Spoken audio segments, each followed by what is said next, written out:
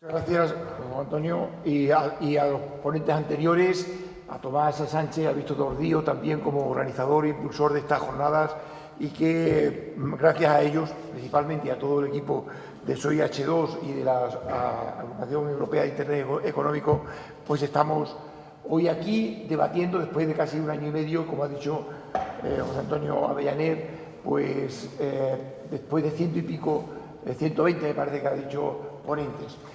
Vamos a intentar ganar 5 minutillos a estos minutos que llevamos de retraso y no sé si efectivamente ya estamos aquí. Voy a empezar, vamos a hacer una intervención de unos 8 o 10 minutos máximo y después hacemos un pequeño coloquio, si os parece, con lo que voy a poner primero que no lo había puesto, el teléfono para ver el tiempo, porque después nos alargamos más de la cuenta. Y bueno, yo resumen, represento a un movimiento o a una plataforma Corredor Sudoeste Ibérico en Red que pretende en esta zona del sudoeste ibérico pues desarrollar conexiones que no son más que intentar crear unas herramientas para el desarrollo y, como ahora veremos, intentaré resumir, pues intentar transformar una realidad que hoy de una manera, pero que puede ser otra muy distinta. Bueno, voy a intentar, como digo, estar en 10 minutos el tema un poco tocado, algo tan amplio como es, como me proponía Juan Avellaner, hacer una fotografía de un análisis socioeconómico del territorio desde el punto de vista de los corredores, que es el concepto que nosotros estamos intentando introducir como un concepto distinto de visión del territorio, entendido normalmente como un espacio de sitios, lugares y fronteras, y nosotros lo intentamos interpretar como un espacio de conexiones, interconexiones y flujos. Entonces, lo primero que tenemos que identificar qué es el corredor, qué es el sudoeste ibérico. El sudoeste ibérico es un espacio que nosotros lo identificamos más desde el punto de vista de la naturaleza o de geográfico que desde el punto de vista político. Es ese espacio que viene a ocupar el Tajo y el Guadiana en su encuentro con el Atlántico, como digo, siempre entendido desde un punto de vista de fronteras difusas y conectadas. Es un espacio que, cuando vemos en el mapa de Europa de la despoblación, está dentro de esa España despoblada, una España que no solamente, obviamente, es Extremadura y Alentejo. Dentro del corredor sudoeste ibérico está también Lisboa y Madrid, que son dos puntos de mayor concentración, pero hay todo un interior de la península ibérica que llega al interior de Francia, que también podríamos encuadrarlo dentro de esa España, dentro de ese territorio despoblado, y que ha ido y que va a más, ¿no? En los datos de Extremadura y Alentejo vemos como desde 1950, que teníamos pues Extremadura un 4,9% de la población de España y Alentejo un 8,28%, estamos ahora en menos de la mitad en los dos países de proporción del porcentaje nacional. La foto de la península ibérica naturalmente pues identifica esa España y esa Portugal concentrada, que son todos los países de la Unión Europea con mayor concentración de la población, donde hay población, y a la vez de concentración, que a la vez se une con las menores rentas en ese mapa tan gráfico del sexenio anterior presupuestario 2014-2020, donde vemos que prácticamente las menores rentas estaban en el este, los antiguos países del este europeo, y en este sudoeste peninsular, sudoeste europeo, pero que casualmente en el nuevo periodo presupuestario 21-27 nos encontramos que el sudoeste se ha ido ampliando, hemos ido contagiando a otras zonas del sur, y sin embargo en el este europeo han ido saliendo regiones, y algunas con bastante buen ritmo de salida. Vemos este cuadro de las rentas per cápita del sudoeste, en las que están todas por debajo, todas a nivel NUTS 3 y NUTS 2, por debajo de la bella, por supuesto europea, pero española y portuguesa, en la que estamos hablando pues de renta de 18.000 euros, 19.000, o en Portugal incluso menores, de 14, 13, 20 como máximo 1.000 euros per cápita.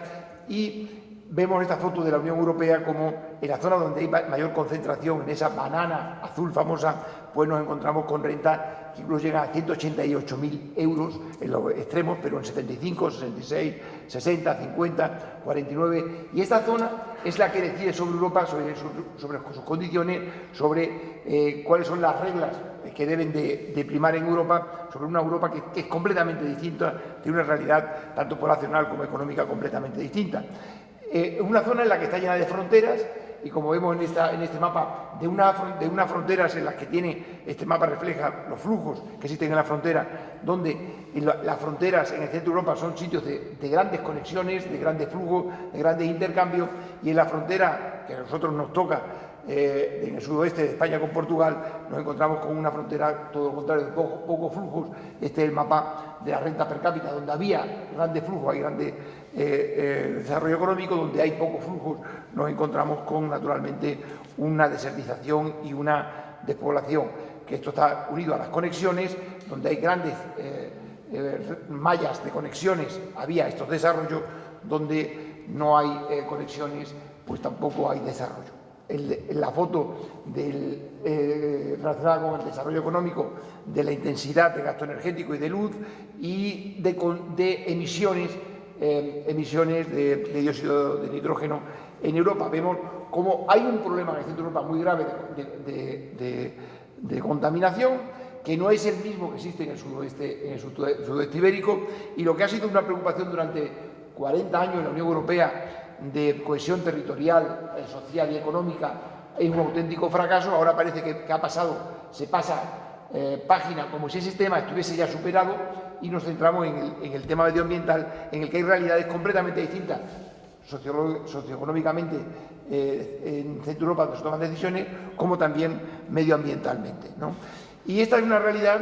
Este mapa refleja pues la España y el Portugal de las distancias a las grandes ciudades. Hemos hablado que en el sudoeste y la parte más fronteriza pues tenemos baja renta, frontera, despoblación, y además vemos el problema de la desconexión. Vemos que hay esta raya que está en la raya hispano-portuguesa, además se extiende en el sur hacia ese eje, podríamos decir, con Castilla-La Mancha, Ciudad Real y Jaén, y Jaén en Andalucía, que son también de las provincias con mayor nivel de desempleo y menor renta per cápita. Este mapa es muy significativo del alejamiento de las grandes ciudades y, por tanto, de la mayor nivel de ruralidad de las zonas, ¿no? Entonces, bueno, este famoso mapa de la desconexión, que vemos que falta la infraestructura y ese hueco que se ha generado, ahora se puede convertir en una oportunidad con la red transeuropea de transporte. Esto que mañana tendremos aquí, con la posibilidad de ver si hay noticias nuevas del impulso del corredor atlántico en su zona de corredor sudeste ibérico, que realmente puede ser una grandísima oportunidad para cambiar completamente o cambiar en gran parte una realidad que ha estado apartada, periférica, y que podríamos intentar naturalmente poder cambiar radicalmente estos mapas que son tan impactantes y contribuir a crear esa red a nivel ibérico que tanta falta nos hace y nos volvería a acercar estas espaldas que tenemos los dos países de la Unión Europea, y que ya también se ha mencionado anteriormente, cómo podemos realmente dar un paso histórico. Esa realidad que al principio he intentado con unos mapas pues, fotografiar, o más bien dar las consecuencias de lo que supone actualmente la realidad socioeconómica, sin embargo hay condiciones que pueden cambiar radicalmente. Vemos en este mapa cómo hay ese sudoeste en una zona distinta al resto de la península ibérica, desde el punto de vista de lo que podría ser un valle con una naturaleza que es una de sus realidades principales, que está además en ese eje Lisboa, Sines, Valencia, corredor atlántico-mediterráneo, que es desde el punto de vista agroalimentario una joya a nivel mundial. Está entre los paralelos 38 y 40, que en todo el mundo son uno de los paralelos más fructíferos desde el punto de vista agroalimentario. Tenemos una gran naturaleza, tenemos una gran oportunidad desde el punto de vista agroalimentario y tenemos un sol que durante mucho tiempo pues, ha sido un castigo divino, sobre todo durante muchos años, durante muchos meses del año, pero que hoy día se convierte en una de las grandes ventajas económicas y más en este foro que estamos hablando del mundo de la energía, tanto para la agricultura como para la regeneración energética, es un verdadero recurso y es el petróleo de hace 50 o 60 años, ¿no? Entonces, con estas tres o cuatro recursos principales que como hemos comentado, agua, sol, espacio, naturaleza, no hace falta pensar mucho y llevamos muchos años dándole vuelta a lo mismo, ¿no? A la estrategia de desarrollo inteligente, ¿no? De los distintos sectores sobre los que hay que apostar, y tanto en España, en caso de Extremadura como Alentejo, al final siempre se está hablando de lo mismo: energía, agroalimentario, turismo, TIC, bueno, una serie de sectores sobre los que parece que son evidentes que tenemos que apostar y que podemos tener grandes condiciones en estos momentos de poder apostar en ellos y de poderle sacar el mejor partido, ¿no? Desde la plataforma Sudeste Ibérico-en-Red pues hemos estado intentando visualizar pues estos corredores, estos recursos conectados que permiten interpretar el territorio no como cosas aisladas, sino como cosas conectadas y como flujo, y por eso ahora con una serie de corredores, que era la propuesta que me hacía Bellaner, para exponer, pues vamos simplemente a comentar pues, algunas potencialidades que tiene y oportunidades que tiene esta tierra. Una de ellas es el agua. El agua, pues no solamente hablamos de Tajo y Guadiana en su encuentro con el Atlántico, que no es poco, estamos hablando de un territorio donde tienen los tres principales pantanos. De los 4 más grandes de Europa, 3 están en esta zona, y ahora se está hablando del nuevo Alqueva en el Tajo, en la parte portuguesa. O sea, que es además mucho más grande que el Alqueva. O sea, estamos hablando de las 4, 3 más 1 si se hace en el Tajo y se intenta pues, recuperar ese agua que se vierte al mar, pues los 4 mayores pantanos de agua dulce o reservas de agua dulce de Europa, ¿no? Eso es un activo espectacular para casi todo lo que nos estamos planteando aquí cuando hablamos del hidrógeno, ¿no? Por supuesto, es el valle de la energía principal.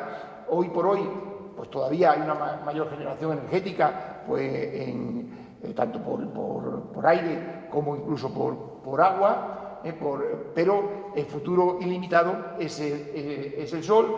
Nadie a nivel particular, bueno, o está ilimitado pues el desarrollo energético distribuido y particular, pues con aerogeneradores o con salto hidráulico, o incluso con biomasa de reguero de instalación. Sin embargo, todo particular puede instalar sus placas solares y puede estar aprovechando la energía, y por tanto estamos hablando de gran valle de la energía renovable, que naturalmente pues el salto que tenemos que dar ahora es en la acumulación, en almacenamiento energético, que el hidrógeno es el gran reto, pero que ya tenemos pues, en biomasa todavía por desarrollar, tenemos en los propios fotovoltaica, termosolar, pues tiene también su variante de almacenamiento, el hidráulica y otros actualmente. Estamos hablando de gran valle agroalimentario en algunos de los sectores, por ejemplo, tomate, o frutas y hortalizas, olivo, o la vid, ¿no? Somos el principal bodega y viñedo del mundo, el sudoeste ibérico, aunque no está visualizado y no está conectado. Desde el punto de vista turístico está por descubrir. Es curioso, pero entre las 20 regiones más turísticas de Europa aparecen 6 españolas, que todas son de sol y playa. Ni siquiera aparece Madrid ni Lisboa, y Extremadura, Alentejo y Castilla-La Mancha están entre las 4 o 5 menos turísticas de toda Europa. Sin embargo, estamos aquí situados en un espacio, en la zona metropolitana de Lisboa-Madrid, que esperemos que esté próximo conectado, que pueda ser la gran revelación tanto en patrimonio como en espacios naturales y como en gastronomía, que son los 3 grandes atractivos dentro de los grandes sectores turísticos. Esta red, que básicamente, como hemos dicho, es urbana, pero que tiene ciudades como Lisboa y Madrid, pero dentro de sus 20 millones de habitantes, pues hay 14 que podrían calificarse urbanos, por lo tanto da pie a una red de ciudades importante para también desarrollar pues nuevos sectores de valor añadido, como industrias creativas y culturales, que también dentro de Alentejo pues, especialmente pues, se está haciendo una gran apuesta por ellas, centros de I+D, o la industria digital, donde es muy importante entender que puede ser el Gran Valle, también el Silicon Valley, un nuevo Silicon Valley europeo, del momento en que pueden trasladarse los grandes data centers de Centro Europa a esta zona, partiendo pues, del gran consumo de datos que hay en Madrid como una de las puntas y los grandes cables suboceánicos de Sines y de Lisboa, que son los más importantes de la península ibérica, y que esta línea de alta velocidad, que algún día la veremos, pero que aunque no sea de alta velocidad, todavía sí puede tener la conexión de fibra óptica entre los cables oceánicos del Atlántico portugués y el centro de la península, puede dar una grandísima impulso al desarrollo de un valle de data center, teniendo en cuenta pues, también el coste de la energía y el acceso al territorio, y bueno, otra serie de detalles que no vamos a entrar, pero que puede reconvertir en poco tiempo, y de hecho pues ya se están algunos planificando, algunos de los data centers que pueden trasladar pues, de las 4 o 5 ciudades europeas principales donde están ahora mismo instalados, ¿no? Pues, no sabemos, por distintas razones, a la península ibérica. Por supuesto, pues esto debe de llevar no solamente a grandes empresas, sino también a pequeñas empresas, tecnología agroalimentaria, donde hay un gran desarrollo y que hay que conectar. Muchos centros están individualmente, cada uno de ellos, a su bola, ¿no? Con empresas de nuevas tecnologías, la logística, como además es sector importante en sí mismo, con este desarrollo atlántico-mediterráneo y puertos portugueses con Madrid, puede sobre todo también pues, impulsar un sector industrial de gran calado para los próximos, que uno de ellos obviamente, como he saltado antes, el aeronáutico, donde ya tiene mucha importancia, el automóvil tiene mucha menos importancia, pero el litio puede ser el gran impulsor para que también no perdamos el tren de esta nueva época del automóvil. El aeronáutico, que sobre todo en Alentejo, pues tiene un importantísimo protagonismo. Al final, la propuesta que nosotros hacemos, que muchos lo simplifican en el tren o en conexiones, que no solamente son conexiones ferroviarias, también de carreteras, digitales, energéticas y hídricas. Nuestro objetivo es hacer una gran propuesta a Europa, que como hemos dicho fue el gran fracaso de esta tierra, el gran fracaso de la época europea de la cohesión territorial, económica y social. En esta época donde el reto es el medioambiental, esta zona puede ser la punta de lanza, puede ser el modelo, el piloto, donde puede incluso adelantarse en 20 años el objetivo de descarbonización o de balance de CO2, de balance cero o incluso negativo, con la captación que tiene, por un lado, de captación de CO2, de efecto sumidero, en el que hay mucho camino ahí por recorrer todavía para la monitorización de cómo se capta este CO2, obviamente la generación de energía descarbonizada y el uso de minimización de la energía en su conjunto. Pero el objetivo obviamente es que además vaya paralelo la descarbonización, que seamos muy verdes, que seamos muy responsables medioambientalmente, pero también que podamos tener opción a tener un desarrollo similar a los de Centro Europa. Y, como digo, la propuesta es que en unos años este corredor sudeste ibérico sea un nuevo eje de desarrollo europeo, equiparable a los otros que en estos momentos pues están identificados y son modelos, y el corredor sudeste ibérico proponemos que también queremos sumarnos al desarrollo europeo, a Europa, y no ser un ejemplo de cómo tenemos que ayudar y subvencionar. Me faltó al principio decirle el doctor y ingeniero, pero no puedo olvidar ahora al siguiente de decirle el doctor Pablo González, porque es desde la semana pasada, y aprovecho para felicitarlo por su doctorado la semana pasada en iberismo, porque hasta ahora podíamos decir que era un gran iberista, un gran conocedor de los dos países, pero ahora ya con toda su titulación desde la semana pasada de doctor. Entonces, enhorabuena, felicidades, Pablo. Entre muchas de su activismo iberista, pues está el haber desarrollado ahora y liderar y promover y dirigir un diario, el diario El Trapecio, del que nos va a hablar y del que le voy a poner ahora mismo a continuación pues la la portada. Y sin más, pues muchas gracias, Pablo, y la palabra. Muchas gracias por tus generosas palabras, Antonio. Yo creo que debemos celebrar este encuentro. Agradezco a los organizadores. Hay un punto en común entre lo que voy a explicar, que es el proyecto del Trapecio, el Foro Cívico Ibérico y estas propias jornadas, que es que la sociedad civil ibérica, portugueses y españoles, se expresan y debaten conjuntamente. Y además en un momento importante, es decir, en la víspera de la cumbre ibérica, una cumbre ibérica que se antoja bastante ambiciosa, por lo que ayer se divulgó desde el Palacio de la Moncloa. Se dice que se va a firmar la renovación del Tratado de Amistad y además los contenidos que han divulgado pues en buena medida recogen las reivindicaciones históricas del movimiento iberista en general, pero también de todas las entidades transfronterizas, de la RIET, de las demandas de las comunidades autónomas limítrofes con Portugal. Yo quiero decir que hay puntos en común, aunque no voy a hablar mucho de las cuestiones más técnicas.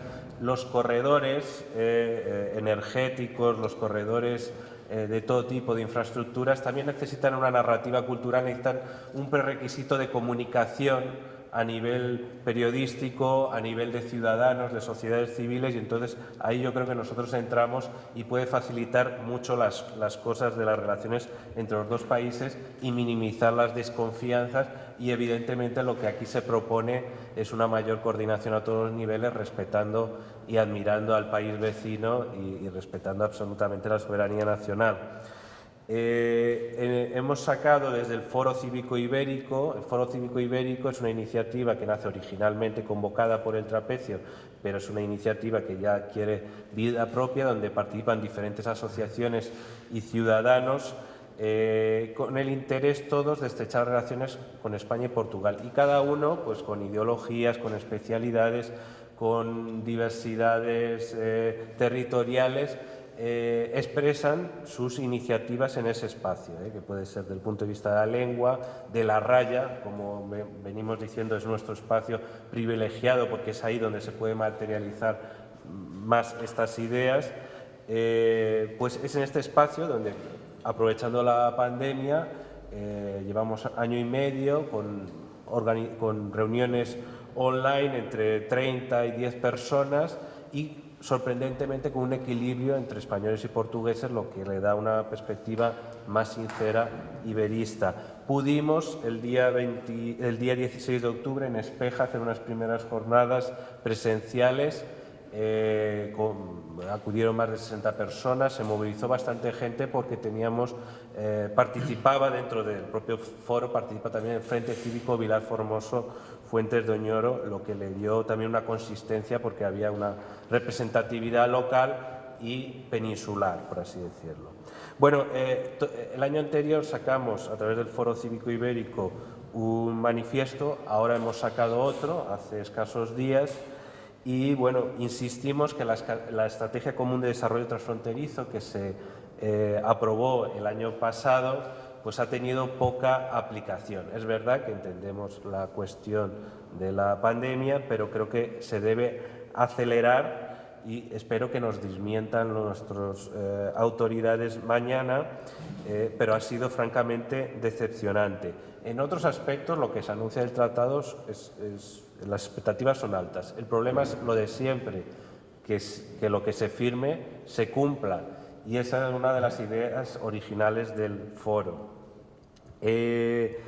Queremos que haya pues, un mecanismo de ejecución de la estrategia transfronteriza, una memoria semestral, un progreso en los objetivos, que ese mecanismo de seguimiento de la cumbre ibérica que aprobaron los gobiernos y que creemos que es también una idea que aportamos nosotros, y creo recordar que Antonio insistió en esa idea el año pasado, y ha tenido bastante éxito y parece que va a ser incluida, como se dice en la portada del Trapecio, dentro del tratado, lo que se institucionaliza, eso que llamo yo iberismo de coordinación. Yo sé que esta palabra muchas veces en Portugal es vista con cierta desconfianza, pero no tiene mayor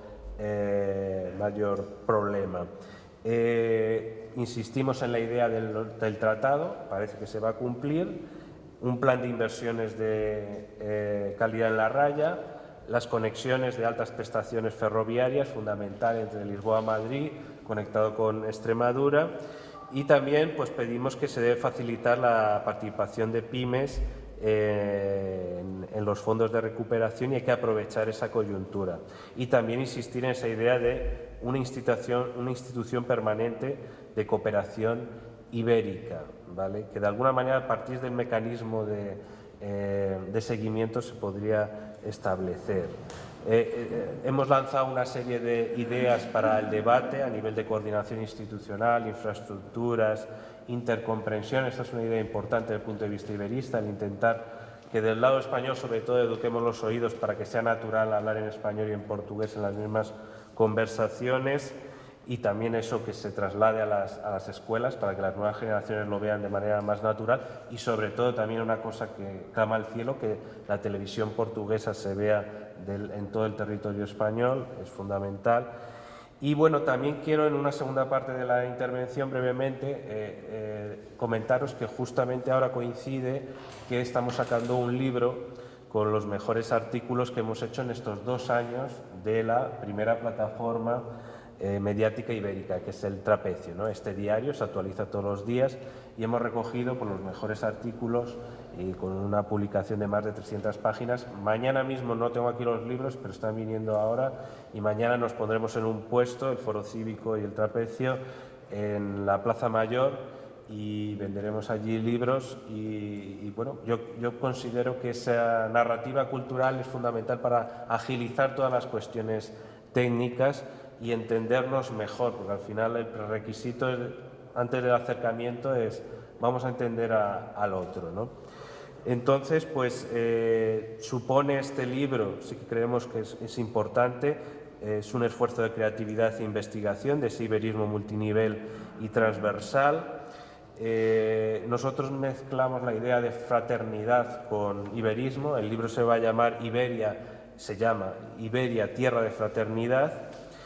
Y bueno, también quien esté interesado puede contactar en el email general contacta@eltrapecio.eu o hablar conmigo al finalizar del encuentro para facilitar la entrega de ese libro, y después mañana en la Plaza Mayor, insisto, estaremos por ahí. Bueno, son 25 articulistas de diferentes especialidades, ideologías y áreas de actuación seleccionados a estos artículos desde octubre del 2019 hasta agosto de 2021. Especialmente también va a quedar ese registro histórico porque hubo ese cierre que fue un tanto absurdo, aunque se entiende por el fondo, pero fue cuestionado en diversos aspectos cómo se limitó los movimientos, especialmente de los rayanos. Por otro lado, pues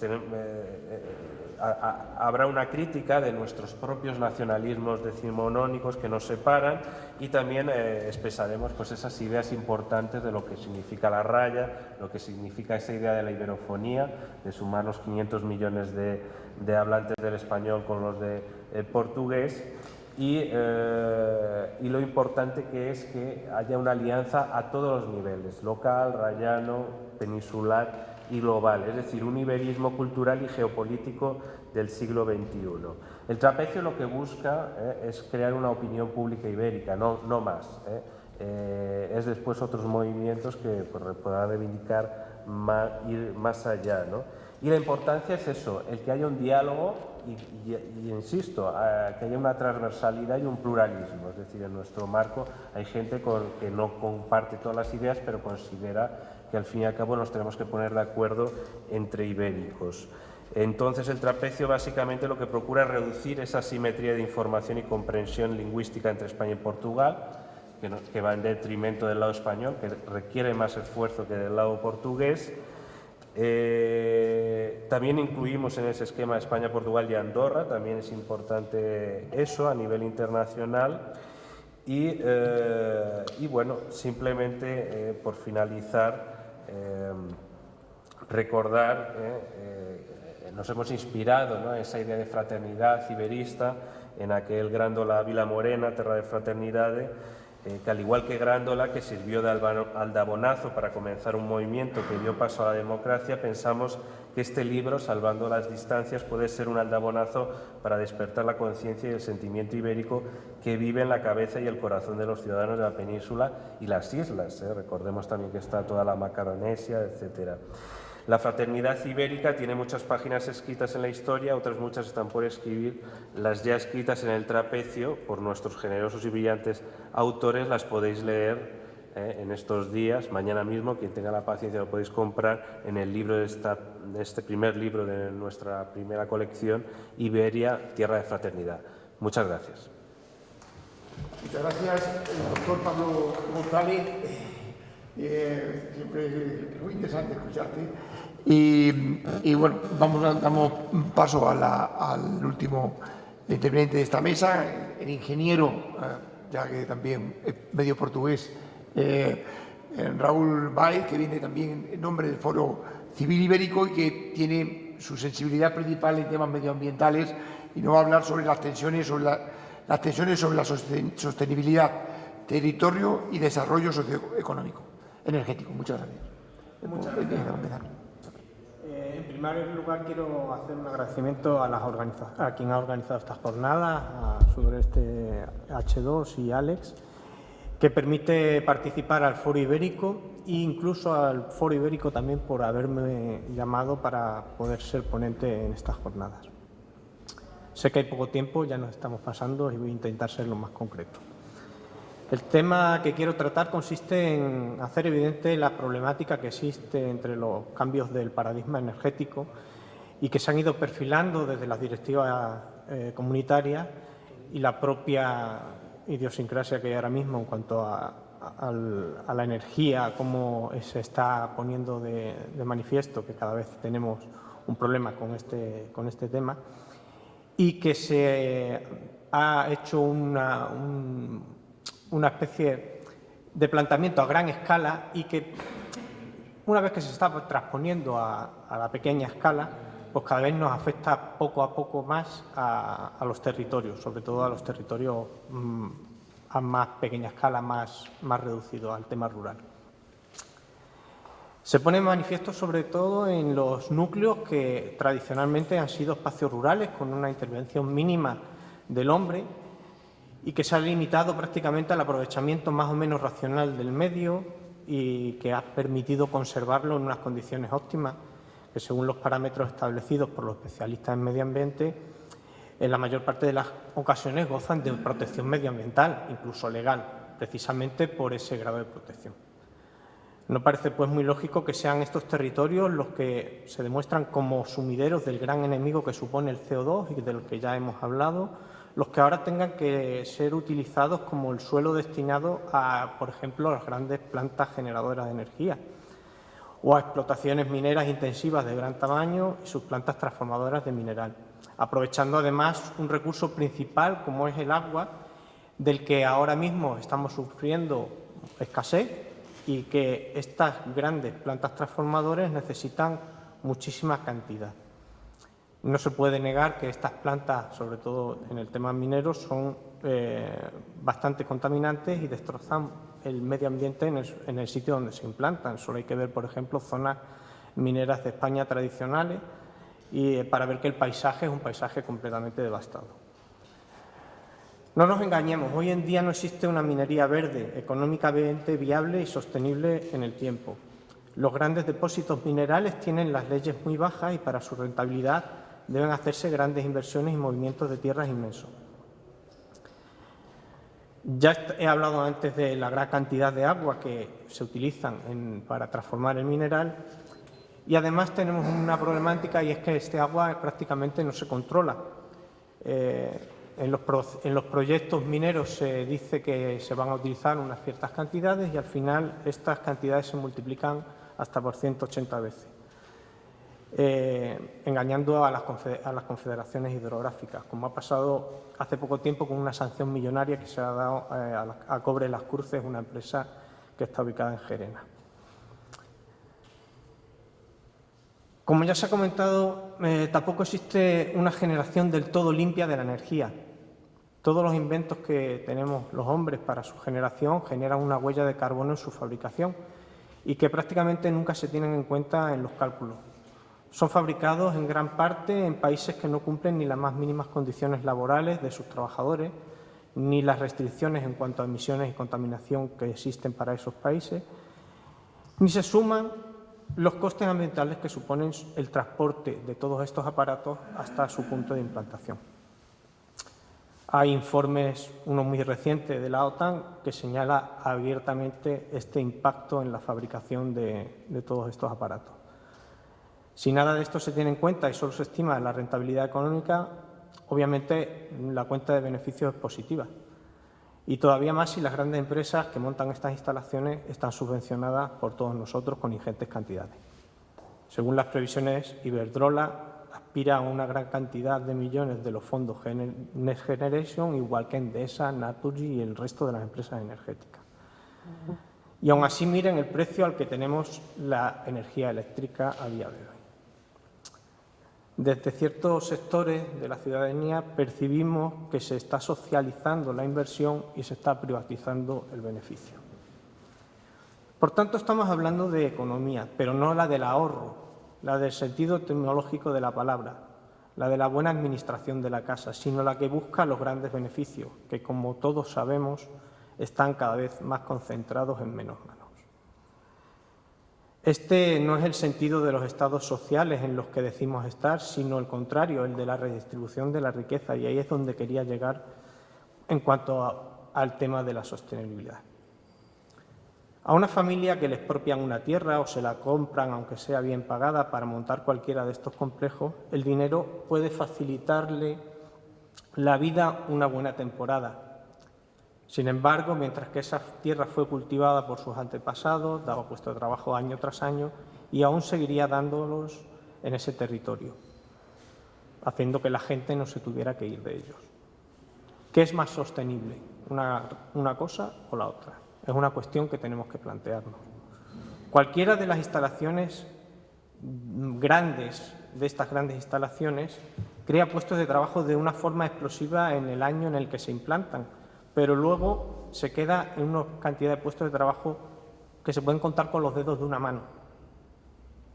Entonces, al final tenemos también otra vez el mismo problema. Hay mucha cantidad de puestos de trabajo durante un momento determinado en comparación con los puestos de trabajo que darían esas tierras durante toda su vida. Por no decir que la mayor parte de la gente que recibe el pago abandona y se marcha a un punto de mayor concentración poblacional, a una ciudad, a un pueblo más grande, y así empieza un círculo que es pernicioso. Despoblación, abandono de los territorios y de las actividades tradicionales que cuidaban el medio, incendios, deforestación, y después siguen los gobiernos con la falta de inversiones en educación, sanidad, transporte, que justifican por la escasa población que tienen que atender. En fin, al final estos sumideros de CO2 se van eliminando y las personas que en ellos habitan emigran. Por eso la gente de los territorios despoblados, más concienciadas de la gran labor de sus ancestros y que quieren seguir realizando su vida y su trabajo en los territorios en los que viven, recelan de todos estos megaproyectos. Y se crean tensiones sociales que estamos empezando a ver en las zonas afectadas, como ya ha pasado en otros lugares del mundo. Ahora aquí, en Europa, está pasando cosas que antes pasaban en África, en Sudamérica y en otros países. Y Portugal y Extremadura son ejemplos muy palpables, que están en todos los días en los medios, como son las minas de Cáceres, las instalaciones de grandes plantas eólicas, que además se intentan colocar en zonas especialmente protegidas, fotovoltaicas, en tierras que son de cultivo, etc. Esta situación la he podido constatar desde mi experiencia con el Foro Cívico Ibérico. En él se están participando personas de diversas plataformas y muchas de ellas de zonas despobladas y rayanas de toda la península. Y exponen los problemas que tienen y a los que la mayoría de las ocasiones no saben cómo hacer frente. También lo hemos podido ver en el reciente encuentro del que ha hablado Pablo en Espeja, en los que los miembros del foro cívico participaron como ponentes. Por ejemplo, la Asociación Los Viriatos de Zamora hizo patente su preocupación y sus reivindicaciones en contra de los proyectos mineros en su zona, que eran de uranio, y a los que han conseguido por ahora hacer frente. Es un fiel reflejo de lo que esta contestación social está haciendo en las zonas menos pobladas y mejores conservadas medioambientalmente. Otros ejemplos pueden ser las Villuercas, Cañaveral, la zona de Olivenza, que también están amenazadas por grandes proyectos mineros. En el foro hay distintas visiones de todos estos problemas, pero compartimos que las soluciones deben venir de la mano de la cooperación, tanto entre los países como entre las empresas, las ciudades, los ayuntamientos y los gobiernos regionales. De todos estos encuentros hemos sacado algunas conclusiones, reivindicaciones y propuestas en positivo, y que están expuestas en el manifiesto que se leerá mañana con motivo de la cumbre hispanolusa y que se ha dado ya cuenta en los medios para hacérselas después llegar a los gobiernos. Y sobre el tema que me preocupa quiero aportar una crítica constructiva, porque creo que se podían hacer las cosas de otra manera. El problema que tenemos con la energía es un problema que nos ha venido de golpe. No hemos tenido una previsión real de lo que iba a pasar. Nos ha cogido el toro y ahora son todo prisas. Y las prisas ya saben que no son buenas consejeras. Algunas propuestas que hago son valorar convenientemente la aportación de cada territorio a día de hoy con la reducción del CO2 y que los derechos que pagan los territorios contaminantes se inviertan en los que son sumideros. Cambiar la normativa en cuanto a tributación. Las empresas energéticas deben dejar el rendimiento económico impositivo en el territorio donde se encuentra el centro de producción. Es la única forma que de verdad exista una redistribución de la riqueza y compensación entre los territorios. La entrada de estos impuestos en los núcleos donde se implantan los proyectos aumenta la calidad de sus servicios, generando empleo y evitando la despoblación.